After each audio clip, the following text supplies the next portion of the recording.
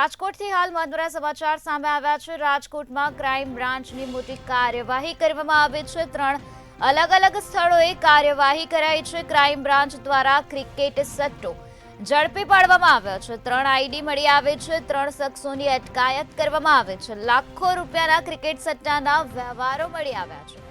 Astron ચોક, હનુમાન મઢી અને નવા ગામમાં દરોડા પાડવામાં આવ્યા હતા। ત્યારે સુકેતુ ભૂતા, નિશાંગ ચગ અને ભાવેશ ખખ્ખરની ધરપકડ કરવામાં આવે છે।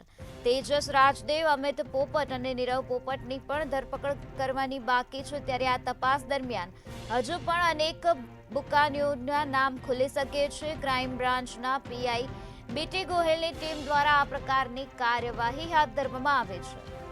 ક્રાઇમ બ્રાન્ચ દ્વારા આ મુદ્દે કાર્યવાહી હાથ ધરવામાં આવે છે, જેમાં 3 અલગ-અલગ સ્થળોએ ક્રાઇમ બ્રાન્ચે કાર્યવાહી હાથ ધરી છે। ક્રાઇમ બ્રાન્ચ દ્વારા ક્રિકેટ સટ્ટો ઝડપી પાડવામાં આવ્યો છે।